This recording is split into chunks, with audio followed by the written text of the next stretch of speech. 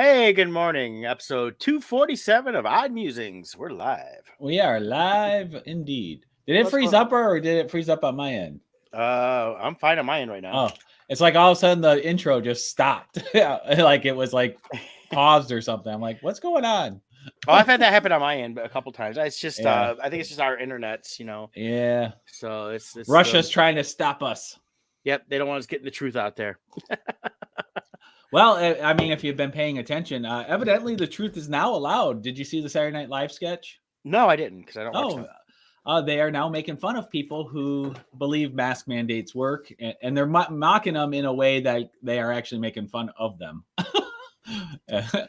Oh, after spending 2 years saying that you got to wear your mask. Yes. So evidently the order went out that it is time to move on to the next fear-mongering tactic, and it is now okay to make fun of those who believed in the last round. It's actually if you're a conservative, it's very funny, the skit. They actually nail it perfectly. So well, what's funny with that is they probably thought they were being funny one way and they screwed up and went another way. It's like there's an episode of The West Wing and they talk about NAFTA. This was, of course, from the 90s. And it's funny. A lot of people I've always wanted to blame the Republicans on this. And right. If you go back and look at the research, it actually was the Democrats that were pushing it and put it through. Yep. And the reason Republicans went online with this because some of their constituents said, yeah, we want that.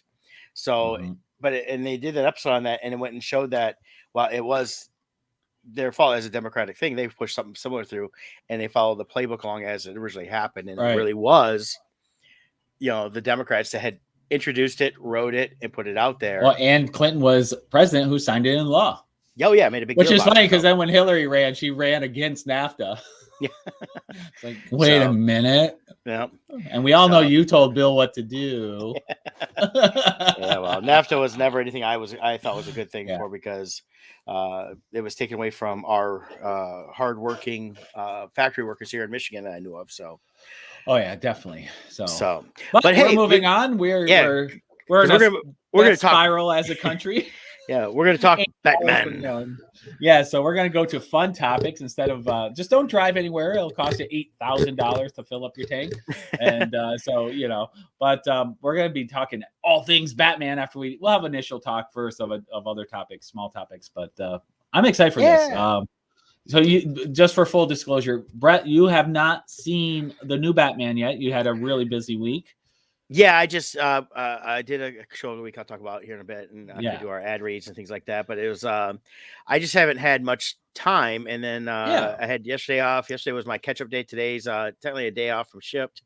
But I'm also getting ready to head out of town on Sunday. I'll be gone next week, so you guys won't see me on the air next week.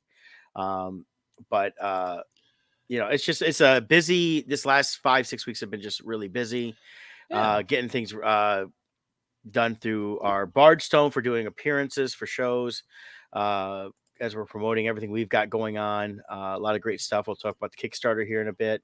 So just a lot of cool things going on right now, and just busy. I'm just tired. And no judgment.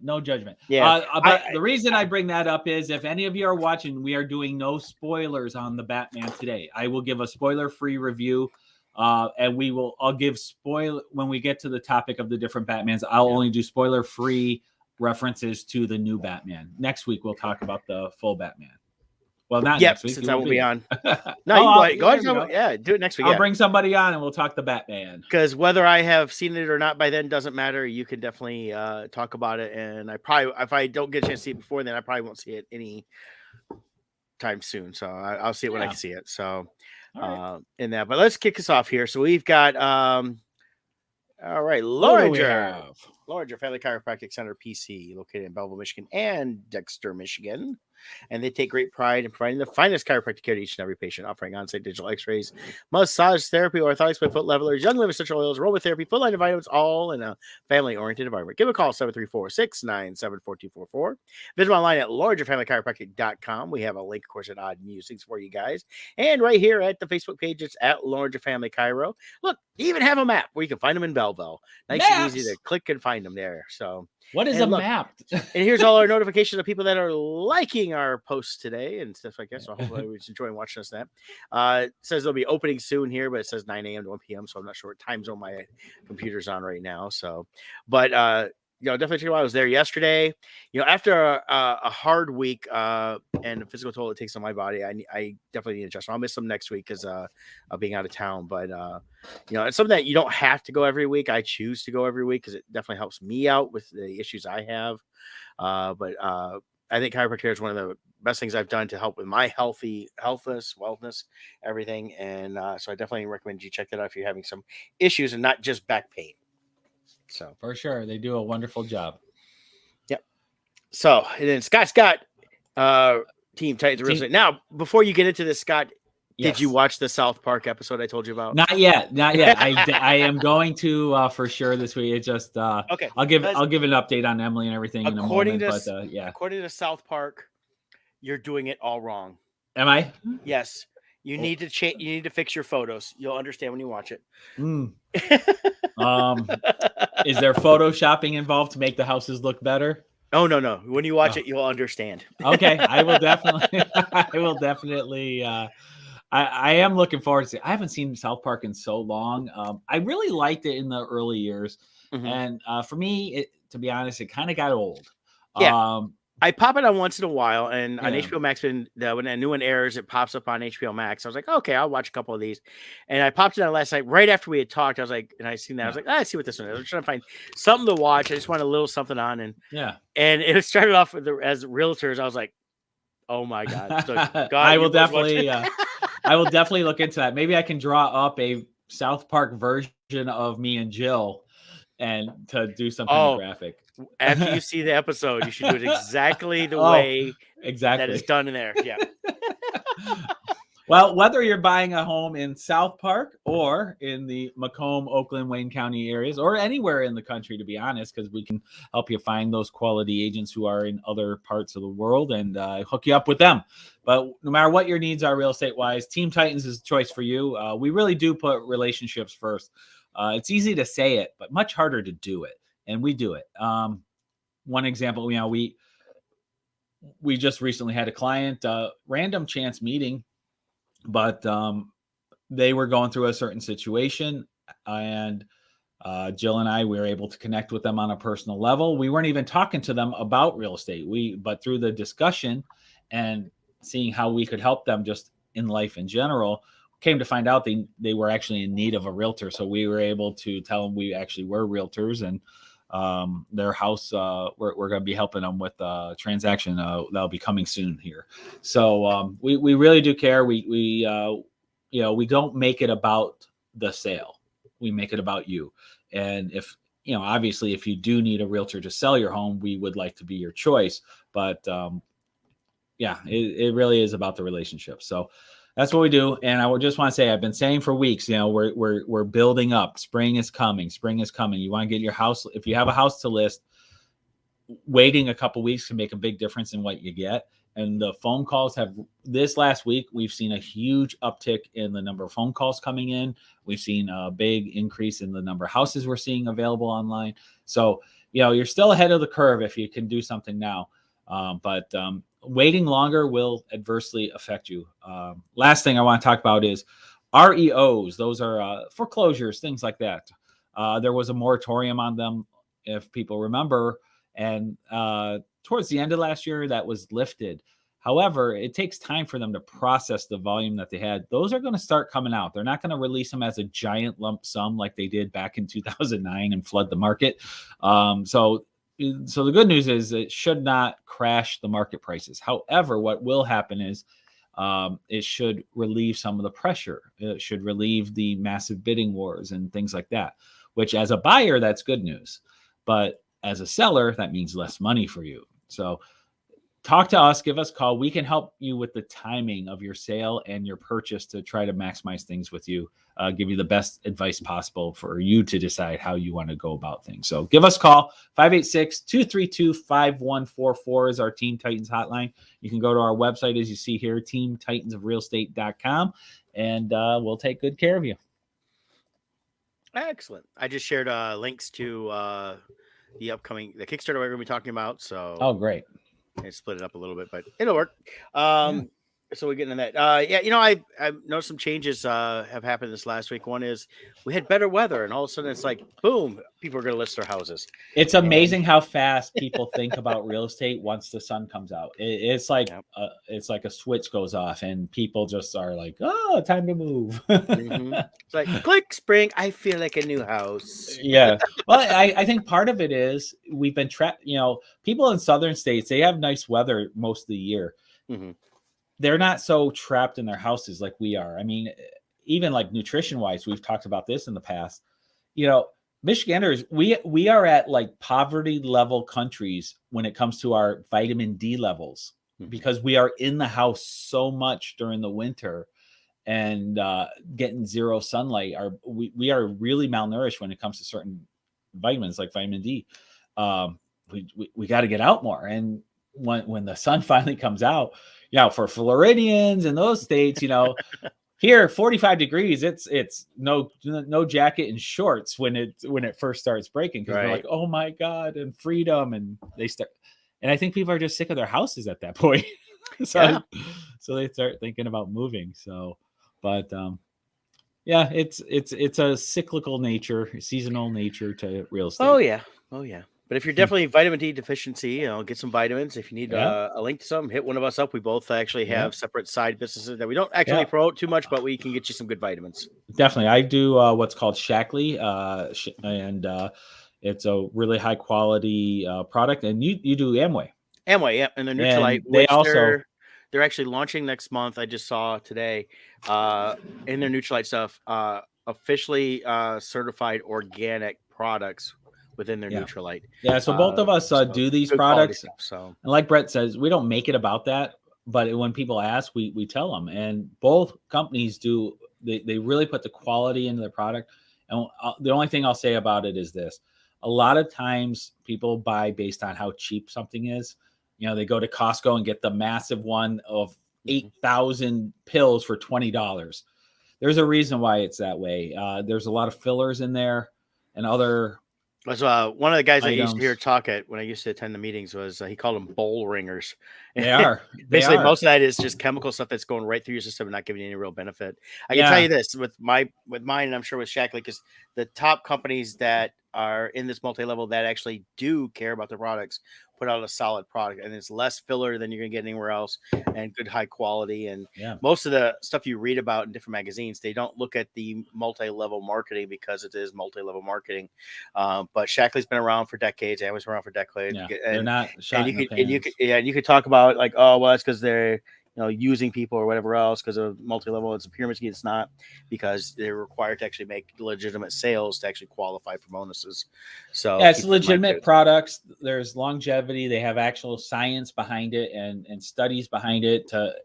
But the things you want to look for is, one is consistency of the ingredients. A very popular brand named after a cartoon from the Stone Age that is very popular for kids. When they have done studies on those pills individually, the what they tell you the quantity of the different vitamins and minerals are, that's the average. But you can have hugely different amounts from pill to pill.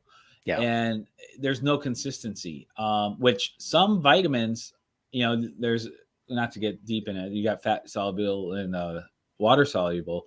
Some of them will build up in your system and can actually become toxic depending on which type it is. Others, you just pee out whatever you didn't need your body. Yeah. So, but on some of those vitamins, they found toxic levels in the very popular brands. And then there's another really popular brand of multivitamin for adults. We used to always do this thing when selling Shackley where we put them both in water. We did the same thing. Yeah. And you would see how the popular brand, you're just creating expensive poop for yourself. It doesn't, your body doesn't absorb it. Yeah, we do it like to begin the presentations and then go through everything, come back and check at the end. And the Amway would be dissolved, where the major brand one would still be a hard rock solid pill with very little floating in there, because it's only just put it in so much chemicals that most of the time it's not, if there is actually any benefit there, your stomach's not breaking it down.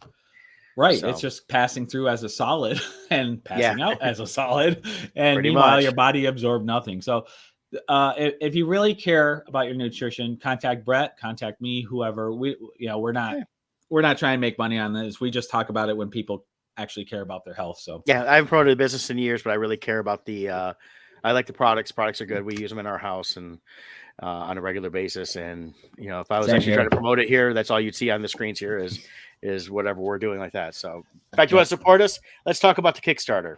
Let's talk Kickstarter. Yeah.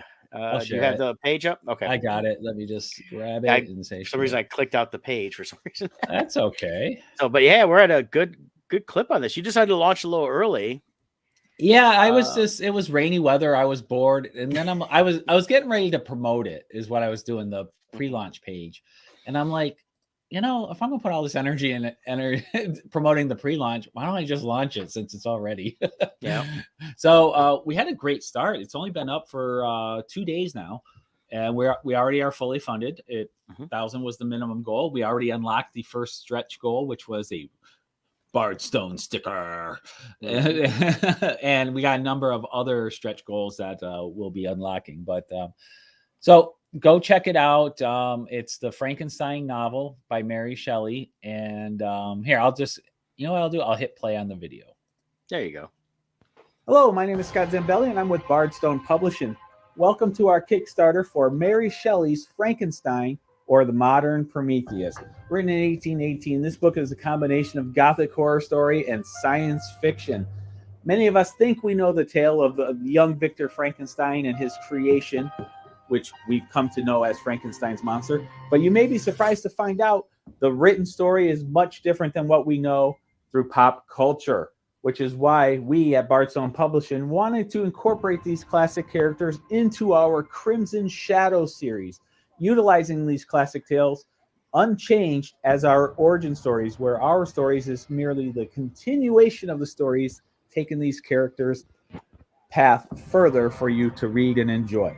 So, if you think you know the tale, you'll be surprised. No spoilers here, but back our project, read this classic tale, and become familiar with Mary Shelley's work. So there you go. And for all you people looking for voiceover actors, obviously I'm amazing at narration, so feel free to give me a call. See, you didn't do it. See, you should start off with, in a world. Yeah, I know. There was a doctor created a creature. From the depths and bowels of hell comes Mary Shelley's Frankenstein. I know. You got to talk that way to really make it exciting and new, but it's true story. Exciting and new. Come aboard. We're expecting you. It's Mary Shelley's love boat. Oh wait, you already did the link. Yeah, well, that's okay. We got more links again. Yeah. So it's I had Scott gave me some artist proof copies. I was showing them off last weekend at the convention. Kevin and I were both set up at the Hall of Heroes convention in Elkhart, Indiana. Fun show, had a great time, and we got to introduce the books to a lot of new people between the Poe Macabre, Crimson Shadows, Boomtown Press book lines that we have. And I was showing off I was not offering it for sale though, because I had said to hold on to it, the artist proofs, and telling people about the Kickstarter starting up this week. Originally, of course, at that time we were going to start it on Wednesday, but since it's already launched, hopefully they found it sooner than later. And if not, hopefully they'll jump on there. You can also get copies of the Crimson Shadow comics through this. We have them available digital, as well as I think you got a few physical rewards on here. Yeah. And we're running out, guys. We're selling out. These books are going fast, and they're all first editions. So these are ones that will be worth tens of dollars. So one thing I do want to point out, so like Brett said, we do have what's called proof copies. I did a batch of 20 books for the soft cover and 10 books for the hardcovers. The hardcover proof copies are already sold out on here. The soft cover proof copies, there's only 4 left. So these have been hugely popular. Have I known they were that popular on Kickstarter, I probably would have done like another 10 of each. You don't want to make it too many, but it'd be nice to have some. But so only 4 left of the soft cover proof copies. So get them while they last. But you can get the paperback version. You can get the hard cover version. And then we have some packages we put together where you can get both together along with bookmarks, we have a package for $80 where you get both books plus all 3 Crimson Shadows. But then I just put together this morning, so this is like a news alert. If you've already backed it, you can increase it if you want to add this. This is our best value yet.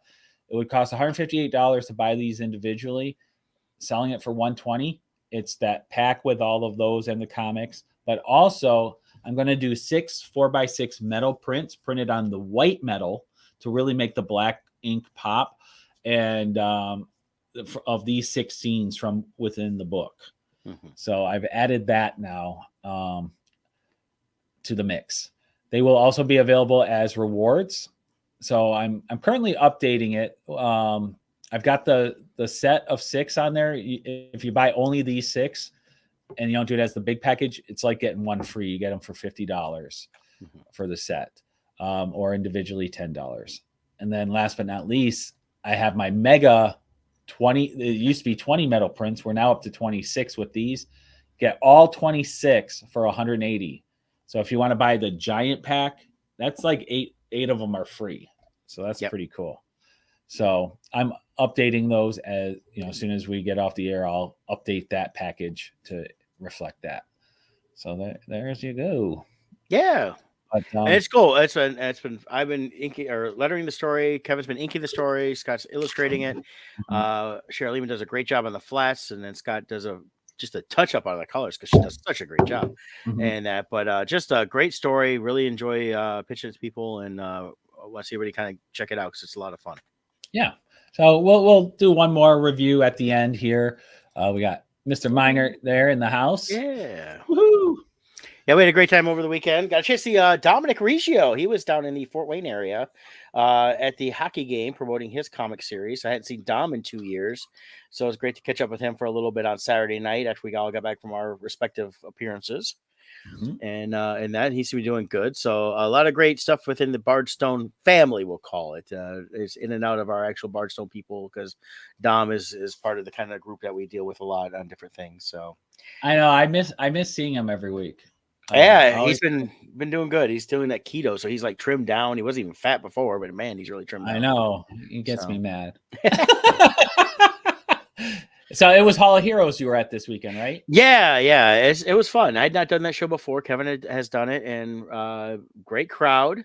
It was steady pretty much both days, and had some good neighbors. But it was fun. It was nice. They had a couple celebrities there. They had John Heater from Napoleon Dynamite. He was there. Doug Jones was there. This is the Hall of Heroes Museum. This is the Hall of Heroes show. Right, but that's in the same area, though.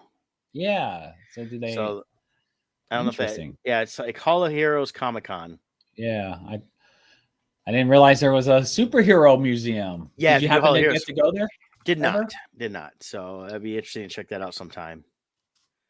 Indeed. So, but so it was fun. So this was my third convention. Same thing with Kevin. Our third convention in 4 weeks. So it was just a lot between working the day job, doing the shows, coming back like that. So I try not to do too many back-to-back shows anymore.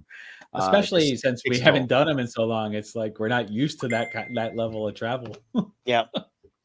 So it's now just going out to the front yard to get your mail is like, oh, that was such a journey. To go to the front yard, I got to drive to the front of the complex, but it's been a lot. I've had a lot of fun in these shows. I'm glad to have a few weeks off, taking a little vacation next week.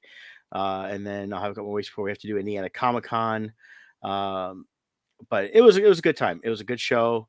Really enjoyed meeting some new fans and seeing. I get to see a few people I hadn't seen in a while. I saw Nick Havert, had not seen him in a long time. Yes. Nick's doing good. Unfortunately, his wife Mandy had passed away several months ago, and it's the first time I had seen him since then. But Nick has always been a huge supporter of the work I've done in terms of just encouragement, things like that. When John passed, he was one of the guys, along with Bill Willingham, that reached out pretty much right away and all that stuff. So it's always great to see Nick. He's a great dude, and he's got a great little podcast type thing. He does show he does on YouTube. Yes, what's his character's name? I'm blanking on it. Yeah, I'm not sure the character, but Ah. he does it. He does it on public access where he lives, and then puts it up on YouTube. I did an interview with him, and so did Kevin separately, so that way Yep. we'll pop up on the show at some point. He said he got enough for like 2 episodes easy. Oh yeah, I before got leaving, to so stay with him. Me and him roomed together at a show once, and so okay. I got to see all the behind the scenes magic of his. I'm so mad. I am blanking on. Okay, I gotta look him up now. What's his? How do you spell Havert? Havert. Yeah. HAVERT. Yeah, so great guy, great guy. Yeah. And he works on some more. He's done some like adult comics, some other stuff. He says he's working on some new stuff right now. Always enjoyed his work too. He's a great writer on that stuff and things like that. So it was great to catch him because I was not expecting to see him. I meant to reach out see if he was going to come out and got too busy to even do that. And when he come walking by in costume, Yep. he looked at me and I recognized him right away. He goes, "Hey, it's Nick." I said, "I Yeah. know." Oh my god, I can't find him. Yeah. Anyways, I'll find it and post a link later on. But his show is fun. He reviews like the old B movies, like the horror B movies, and he's kind of like a horror host, kind of like Elvira or the other, those TV B movie hosts that would be on. So he has a whole character he does, and he'll film at the Comic-Cons to introduce whatever movies he's going to be talking about. So it's a lot of fun. It's a lot of fun. Well, he's been doing Pickle Press, is his imprint name for his comics for a long time. Here we go. I found it. It's Weirdo-Rama. Weirdo-Rama, yeah. Yep. So look that up on on YouTube. on there. Yep. So and you can find him at picklepress.net is his website. And then he does a radio show on WSND. It's the University of Notre Dame.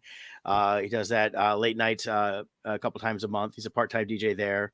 So a lot of cool stuff there, and definitely check that out. So, a lot of great stuff that he's done there. So, and he's also a police detective.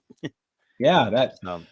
And actually, I can only say that because it popped up on LinkedIn as soon as I put his name in. So, yeah, Michelle remembers the Ghoul. I've met the Ghoul before he passed many times. Loved the Ghoul. The Ghoul was great. So he was a lot of fun, and he was based out of Cleveland, but we got him here in Detroit and kind of claimed him as our own. So here it is. Victor von Psychotron is his character's name. Here, let me share it really quick here. He's such a great guy. He really is. So we got to give him a shout out here. So like this is an example of one of his shows here. So this is we'll just play a little tiny bit so people know about it. So he always has this tea. And that's the intro. So the movie's going to review as a shot in the dark. Hello there, and welcome to another edition of Tea and a Trailer. I am your host, Victor von Psychotron, and tonight's tea is Revolution's English Breakfast Black Tea. Now, they recommend you brew this for about 3 to 4 minutes. So, while our tea is brewing, let's watch a trailer that lasts about 3 3/4 minutes for a comedy film starring one of the greatest English comedic actors ever, Peter Sellers, in A Shot in the Dark. So that gives you an idea. So yeah, he does the trailers. I forgot that he doesn't do the whole episode. I think he does sometimes do the whole episode though. I think his public access he can. So yeah. Yeah, so like this one here is a 2-hour episode where the entire movie is played, and it's this one is The Bat with I think Vincent Price. So he shows the entire thing, and then at the end he talks about it a little bit. So good guy, go check him out. So if you type in Weirdo-Rama, you'll find him. Yep. Or like I said, picklepress.net, and there's a direct link there too. So. And you'll learn about tea in the process. Yeah.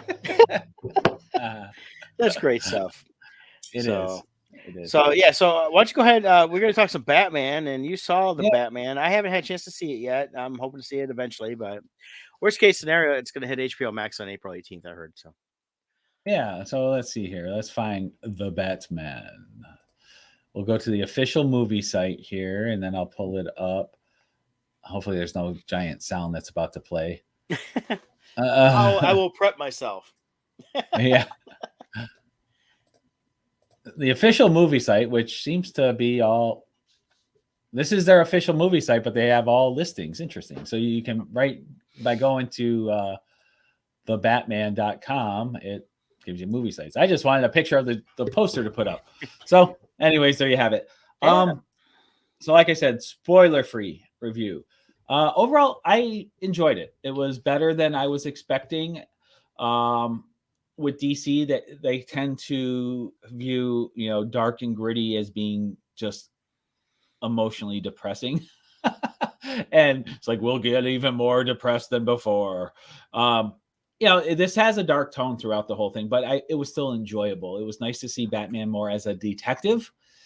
There's definitely great fight scenes and a really great car chase scene. The introduction of the new Batmobile was great. They do a good job here. Batman is in year 2 of his career as Batman. They reveal. So, those who are big Batman fans, they have year 1, year 2, they cover different parts of his career. So this is year 2. So he's got experience under his belt. He's not a rookie, but there's still, there's a particular scene where you can tell, like, he messes up and he actually hurts himself because he's not as experienced as he is later in his career. But I think all the actors did a good job. There were elements of it I would have changed a little bit, but I tend to like more like the Michael Keaton Batman. For me is much, it's a little more cartoony and over the top with like Jack Nicholson as the Joker and thing. It's a little less real world, but there's enough real world in there that it allows it to be more fantasy. I like that portrayal, but personally, I like this one better than the Christian Bale movies. I like this take of Batman better. Now, Bruce Wayne, I think Christian Bale is a better Bruce Wayne. Robert Pattinson as Bruce Wayne, he looks like a cokehead. I mean, he's overly thin. He looks drawn out. Now, in real life, Robert Pattinson did get COVID just before filming. So I know when I had COVID, I lost like 15, 20 pounds during that week. So it could be because just when they were about to start shooting, he got it. Then he had a quarantine, then he came out of it. So it could be part of that look was just because in real life, I don't know if he lost weight or not, but I know I did. Well, I never saw the Twilight movies. The images and everything else. He's very slender. Right. He looked smaller in Twilight, but he looked bulkier in Harry Potter 4. Yes. When he was in that one. So, but one thing I find interesting here is looking at the posters. Yeah, this poster here, and I'm gonna remove that one. Yep. Here's Batman Begins poster. They're using the same color scape on a lot of this stuff here, and I find it kind of interesting that they're going that direction instead of, like, if you look at some of the I have to find some of the other ones, but like they using the reds more in these is more the modern version of Batman versus the Michael Keaton in the 90s versions. You're right. One thing interesting take on that. So yeah, that is interesting. Maybe to help merge it over, because people do love the Christian Bale movies. I thought they were okay, to be honest. To me, the shining star of that was the Heath Ledger character, but we'll get into that later. Yeah. As far as this movie goes, it's 3 hours long. The first 2.5 hours, I remember watching it and thinking, wow, I am really enjoying this a lot. The last 20 to 30 minutes, though, they should have stopped it. There's a very specific point, and I won't reveal it here because we're not talking spoilers, that I think would have been the perfect ending, where it would have been a great movie. But then I know what they were trying to do with this extra segment. I thought it was bad. I had cheesy. A friend of mine posted today. He did his non-spoiler as well, and he said pretty much the exact same thing. He said he liked it. He gives it a 6 out of 10 overall. Yeah. But he said it was just because it was about a half hour too long. Yeah. He just cut out that ending. I think it would have been really good. But anyways, that being said, it's definitely worth seeing. For me, the pacing of the movie, this is not, for me at least, the type of movie I'm going to go back and rewatch. There are certain scenes that I'll maybe pull up on YouTube, or if I happen to catch it on TV, I'll watch that part. But I have no interest in watching the entire movie again. Yeah. If they make a sequel, I'll gladly go see it. If they don't make a sequel, I won't be heartbroken. It sounds like with the way it's going, it sounds like a sequel is inevitable now. Yeah, so. And I think they did a good enough job to do a sequel. I just and I can see a lot of DC fans absolutely loving this film. I know a lot of people who've seen it multiple times already. So for them, this is a great movie for them. But for me, I'll give it an 8 out of 10 overall. But I'll say 7. I think the first 2.5 hours is a 8 to a 9, and the last half hour is a 5 to a 6. So I'll average it out to a 7. So that's my view. Last thing I want to show, though, let me stop here. So there is an end credit scene at the very end. It's not worth staying for. All it is, this will be a spoiler if you care about end credits, but I don't think it spoils anything. It's just a reveal of a website is what it is. So it looks like a text message going on the screen. Batman, he's texting with the Riddler at one point. It's that screen that you see here. And all it says is it's the Riddler texting back to us as the fan saying goodbye. So that's the big post screen. Then when it's done, it does a kind of like scrambles and goes out, and something flashes on the screen. You can tell it's text, but it goes so fast you have no idea what it says. So I'm just going to show you guys. So if you don't want to know this part, look away, but it's not in the movie at all. So it reveals a website. It says ratalata.com, which means a rat with wings. And if you go to ratalata.com, I have it typed here. I'm going to hit enter. And the only way you know this is if you film it and freeze frame it later. So that's why I don't think I'm revealing anything. This is what you see. So it looks like in the movie, this website is bouncing around to all of these servers to hide where the Riddler is. That's what you're seeing here. It's connecting. It's rerouting. So it's just going through this. Then it says click for reward. You click that, and it takes you to this encrypted message from the Riddler. I don't have it memorized what it says. I just went, instead of going back to the movie and watching and trying to write down what the cipher is, I just went online and found somebody who deciphered it themselves. It just says something like more to come. That's basically the message. So there you go. So basically letting you know that there's more to come. More to come. That's it. All See, that would have been great where that was if it clicked and they took remember that movie Me, Myself, and Irene with Jim Carrey and Renee Zellweger? At the end, it was the three brothers, and Whitey, the camera goes, "Thanks for watching our mother effing movie." They should get all the villains to do that at the end. When you click that, they all pop on screen. Thanks for watching our mother effing movie. So that would have been fun. That'd been good. So Batman in general, though, I mean, we've had several Batman movie incarnations over the last 33 years now. 89 was when the first Michael Keaton one came out. Mm-hmm. Of course, prior to that, the Batman for everybody at that point, movie wise, was the Adam West one. And I do like Adam West when he talks on Big Bang Theory and a couple of things. He goes, "I didn't need fake muscles. I didn't need this. I was 100% pure West." Which there is truth to that. Just like with Christopher Reeve, it was him under there. Yep. Even Henry Cavill, Mm-hmm. He's an amazing build, but they still put some padding in the thing, because the reality is the way fabric fits over muscles. Even when you're really big, it smooths everything out. And so you need that extra padding to give the defined lines instead of a smoothed out line. Yeah, and they do it for all of them. So it's not anything new, but yeah, I always like that Adam West one. He was just straight Batman. Yeah. 100% pure West. Great A. But there's been a number of versions of Batman over the years. Mm-hmm. And, like I was saying before, with Robert Pattinson, and it's hard to grade Batman because you almost have to do two grades. There's Batman and there's Bruce Wayne, and some have played great Batmans while not playing great Bruce Waynes, and vice versa.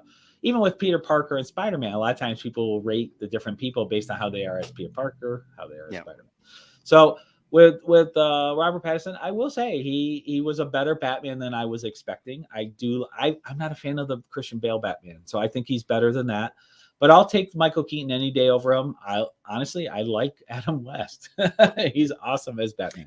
But Adam my West, personal Adam West was a jerk in real life, his later life, I should say, because every time I saw him at cons the last 10 years he was there, all I heard was complaints. And Yeah. a couple times I was around him, I thought he was kind of a jerk, but I liked him as an actor. I liked him as Batman.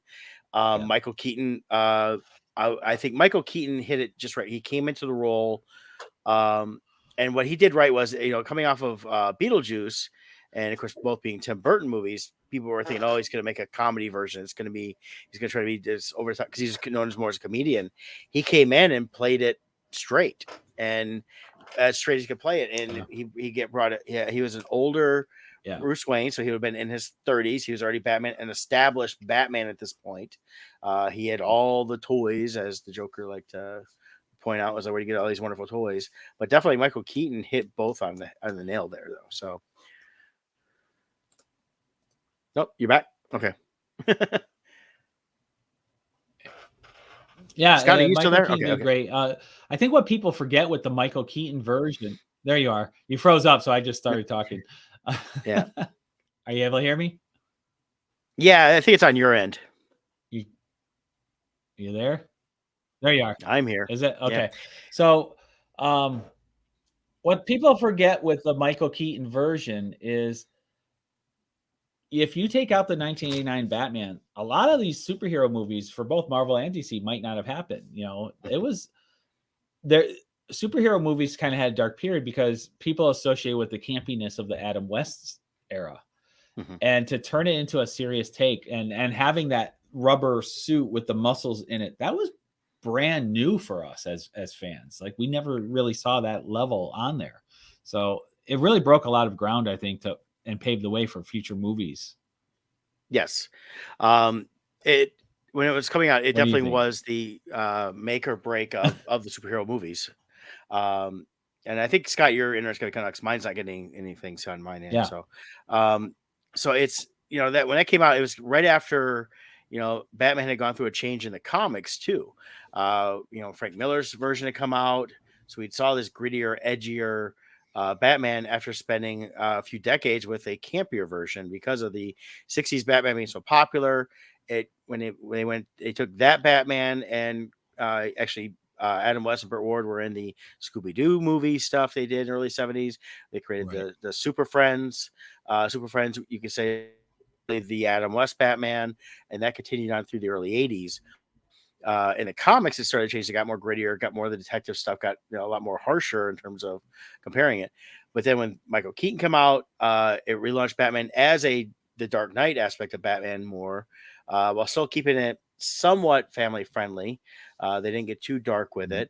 A lot of comedic part from Jack Nicholson on that. So, and then of course, I think a lot of the views of the Keaton Batman get tainted by the direction that those films went after Burton and Keaton left. They became over the top campy. It was with Arnold Schwarzenegger as Mr. Freeze, and it became too much. And I think people lump those movies in with the Keaton movies. Well, and you can't necessarily do that. And what changed on that was after the first two movies, Tim Burton didn't want to do them. Michael Keaton was replaced. At that time, they also launched Batman the Animated Series. Now, one thing I'll say this is Warner Brothers, who is over all this stuff here, never cared for anything on the TV stuff to want to control it. So basically, we got a great animated series, one of the best versions of Batman storytelling ever, with Kevin Conroy as Batman, probably the best Batman voiceover actor of all time.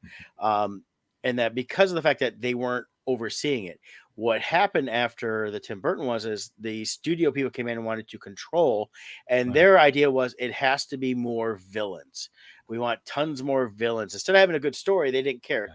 So that's when we start seeing, you get Jim Carrey as the Riddler, you get Arnold Schwarzenegger, you got Jones as Two-Face. It was just they brought in way too much, and they took in just a completely different direction. That it was definitely something that they've continue to do to this day in some of their movies, is have too much in one movie, sacrifice story for multiple characters. Partly at the time too was to sell more toys. Yeah. And products, stuff like that. But it's also, they said, well, people go see whatever we throw at them because it's Batman and Batman's popular. And they saw, as Joel Schumacher took over, the Batman movies going up and then coming right back down in terms of the audience not caring anymore.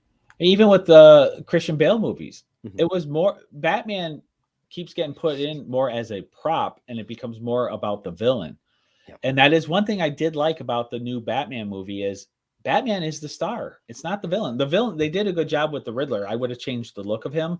A lot of people are saying he's too much Zodiac killer, but the Riddler, my take of the Riddler is I've always said the way they treated him in this movie was like how I've always envisioned the Riddler.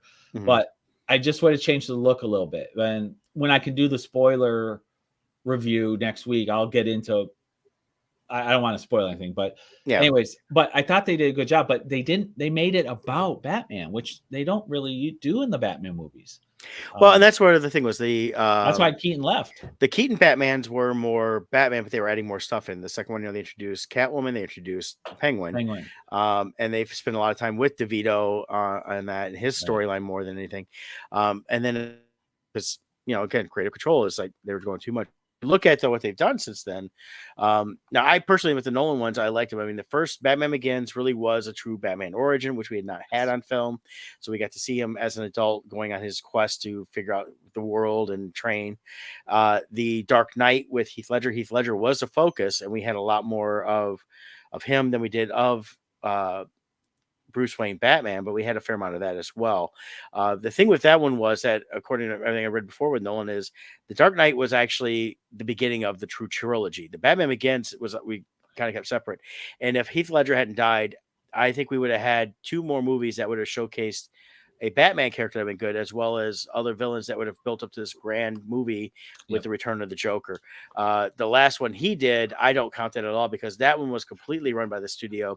He was contractually obligated to film it, and they said, you will do what we say. And that's why he had to put in Catwoman.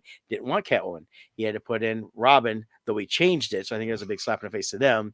And he brought it about as Nightwing at the end, which could have been a good spinoff to a Nightwing movie. But the studio heads at Warner Brothers it's too many a committee of they and not someone that actually understands the properties and runs it right. And that's where I think we've seen some problems. And that's where this Batman was allowed to kind of be done on its own in some ways. Because again, we got to relaunch, just go do this. Because they were trying to do something in the vein of, my opinion, of the Joker movie that we saw, Joaquin Phoenix. They're going a slightly different direction, a lot of this stuff, seeing what goes. But again, most of these are also just standalones where they're not trying to build up a DC universe movie like the MCU Marvel Cinematic Universe. Well, the reality is Warner Brothers is completely inept and incapable of doing what Marvel's doing because of the studio. And the perfect example of that is the Wonder Woman movie. Yeah. The first movie was great up till the last 10 minutes. And that's when the studio stepped in wanting to have a tie into their Justice League. Mm-hmm. And then the second Wonder Woman movie, I have no doubt Warner Brothers stepped all over Patty Jenkins to make it how they want, because now they were like, oh, this is actually making money. And they stepped in. And the first Wonder Woman was so great because the studio was so focused on other projects. Yep. Well, and that's the thing. And unfortunately, Jenkins has been the fall person for how bad it did. Right. It was not her fault. I don't blame her at all. And that messed up her deal with Lucasfilm, because she was supposed to do Squadrons. Well, I think she's still doing it though, isn't she? Well, I hope so. But there was I saw some stuff like 6 months later saying that she, that they were pulling back some of these projects for now. And they're implying, of course, different things. Of course, right now we know Lucasfilm doesn't know what they're doing because with the movie side, because they screwed up on just saying, hey, we're going to give Game of Thrones guys and Lego guys and these guys, everybody gets a movie. And they still, I believe they never actually said none of those are canceled, but everything keeps delaying. So here we go. In November, they announced the Rogue One Squadron is being delayed further. Mm-hmm. There's been a couple announcements of delays. So hopefully, because before Wonder Woman 84 came out, she was talking and said, "Oh yeah, I'm working on this right now." I think it was her grandfather they even did an official ad show. Yeah, it was an officially produced ad by Lucasfilm revealing her and Rogue Squadron, and so she was working on the script. So I have a feeling because Wonder Woman didn't do well, they pulled back. But at the same time, not her fault. I personally think she Yeah. could do a fantastic movie, and I think she should. I hope she stays on as a Rogue Squadron movie director, and I hope they allow her to have a voice in it because I think her parts in Wonder Woman were great, where she got to control it.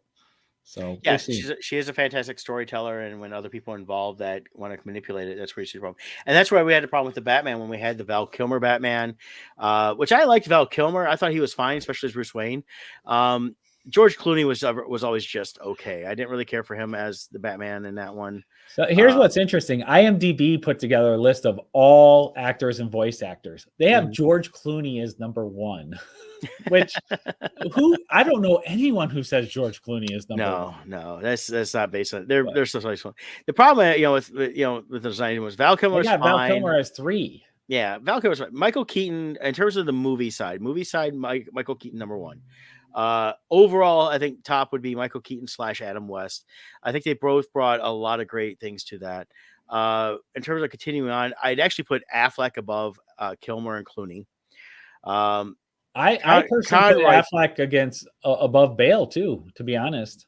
Yeah, and I would. He's definitely above Bale. I thought he was a better Batman / Bruce Wayne, without ever fully getting a good movie, a good story. To tell that. I personally was looking forward to his Batman movie because I liked him in the Batman versus Superman and Justice League. So the problem he had was the studio. Yep, and that's where it all boiled down to. Same with Henry Cavill. I think I love him as Superman. It's the writing I have issues with. Yeah, and then of course up in the tops there would be Kevin Conroy as the voice actor. And then after that, I would say Will Arnett from the Lego movies and the Lego Batman movie. He was fantastic as a different version of Batman, being a Lego one. So, and there's a bunch of other ones. There's a lot of voice actors at different things from the 60s and 70s. Kevin Conroy, of course, did the animated series. Will Friedle did Batman Beyond. There was the Batman was done by Reno Romano. Diedrich Bader did the Batman, the Brave and the Bold, which I found kind of funny because all I could have here was Diedrich Bader as the character from Napoleon Dynamite with his flag pants teaching karate,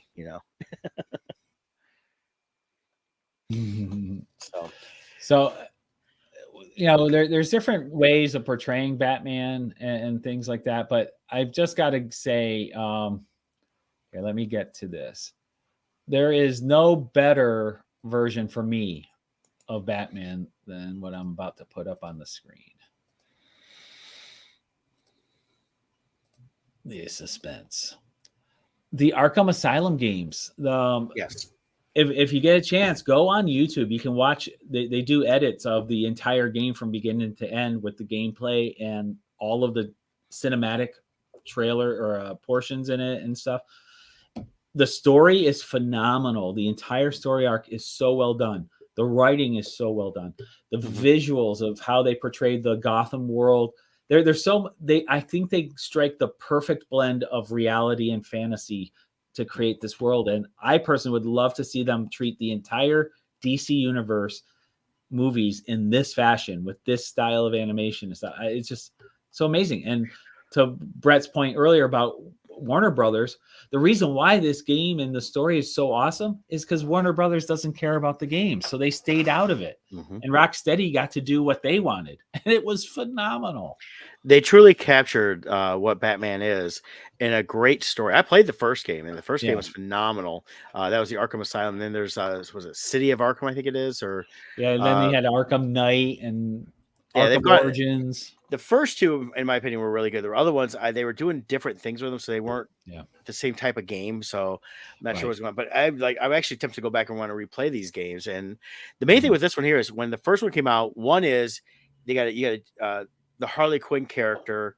We saw almost immediately girls cosplaying as that Harley Quinn within a couple weeks at Comic Cons. It was that big a change. So Batman Arkham City, that was the other one.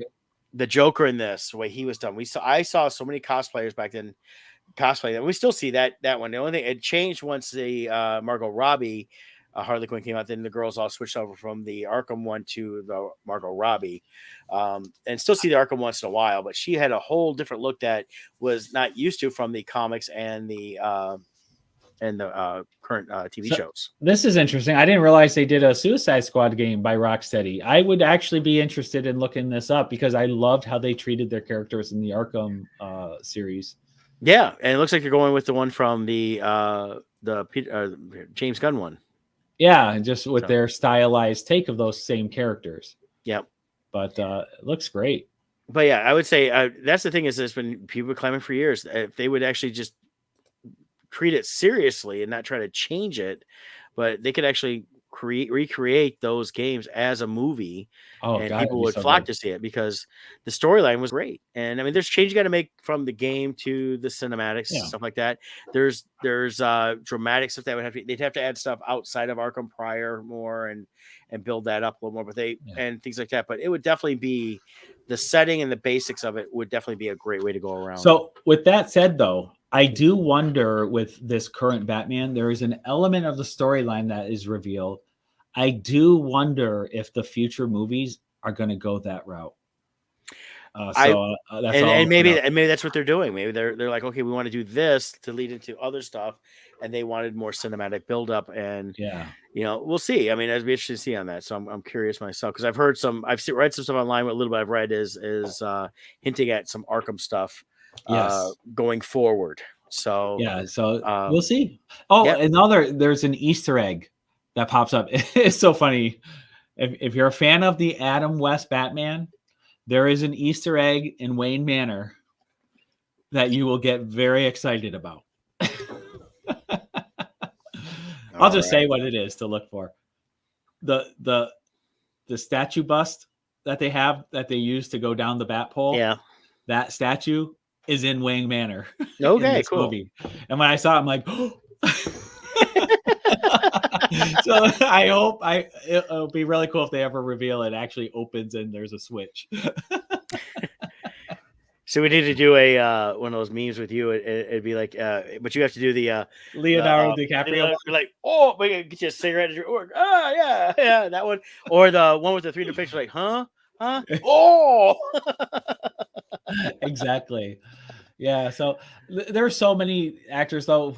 We can't go through the whole list, but we hit the highlighted ones. But in this list here, they have 42 actors and voice actors who have played Batman. Now, a lot of them are voice actors. Then you go back to the serials from the 40s and in the 50s. There was a lot of that too. So those are actually interesting to go. You can find those on YouTube. It's interesting because it was done so differently back then. And on one hand, it's very campy, but on the other hand, it's really cool. It's they were even around, I believe, silent ones before there was talking in them. That's how far back the actors go in these things. So, but one last shout out to an actor who we didn't cover and I think gets overlooked is, I don't know how to say his last name, David Mazouz.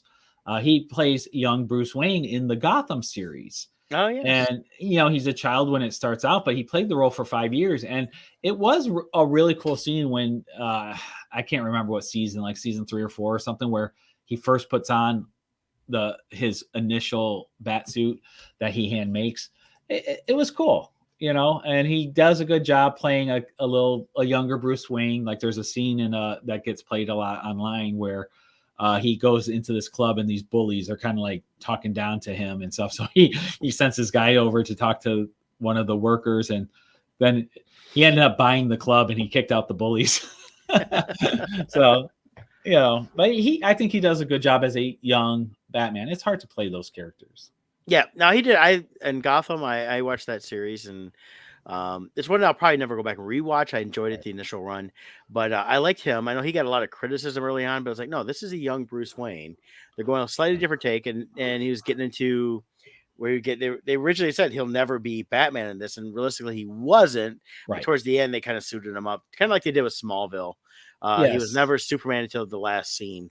My only issue with the Gotham series was the age of the villains. So it's like, wait a minute. So when Batman's in his prime, all his arch enemies are like in their 70s and he can't beat them. Well, he had, they did have definitely older versions of like the Penguin, Riddler, Selena Kyle was his age group, Right. his Catwoman, and then they introduced a couple people that could have been the Joker. The one kid from Shameless was really good in that, and he would have made a good Joker if they went that route.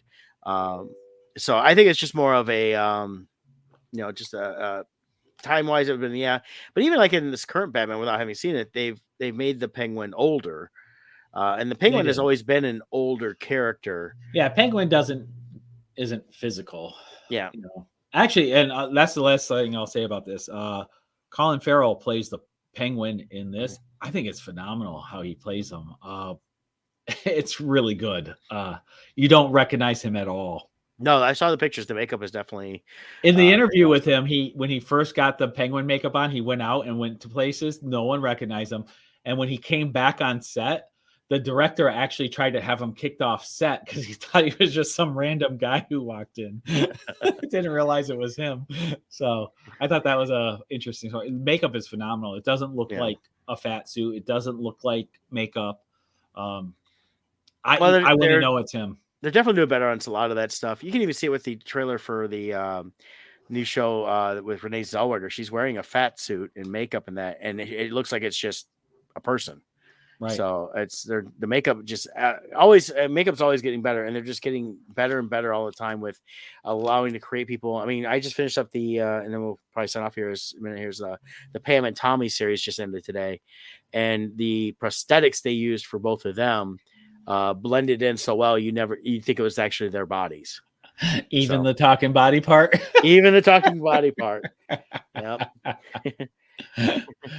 Which they only did the one time. I was so disappointed, It was it was my favorite character. Yeah.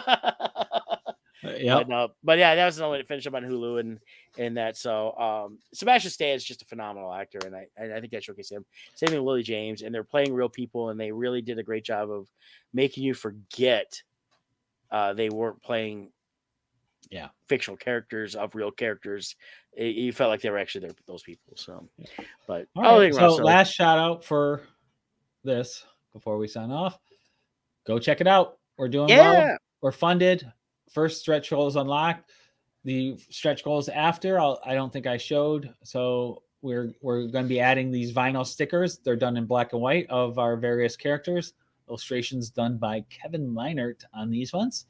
And if we get to that point, then I can start upgrading other things like the cover and things like that, where I can upgrade to a much more cooler cover. But that we got to get into the higher price points because that starts increasing the production cost a lot. Just a bit. So, yes. So, yes. So check it out. What you got? What? We got 21 days to go on the Kickstarter. You got 3 weeks, so plenty of time. Mm-hmm. And definitely, if you've never read it, this is a great way to get a physical copy of the book, to read it. Awesome illustrations. I've seen them all because Scott's been sharing them with us, and definitely ties into this great universe that Scott's been building within the Crimson Shadows. So check that out. And one last reminder: if you haven't gotten the past issues, or there's certain issues you want of our Crimson Shadow series, we are getting very limited. So as add-ons, I have limited quantities on a lot of them, and some are very low quantities. So don't wait the 21 days to pledge. If you want those back issues, get in there and grab them, because once they're gone, they're gone. We're not doing more print runs. So you have to wait for the trade. Wait for the trade. Hey, Scott, I'll see you guys next week. Talk about some fun stuff. I will be somewhere fun and enjoying hopefully warmer weather. Yep, next week will be full review of The Batman. All right. Take care, everybody.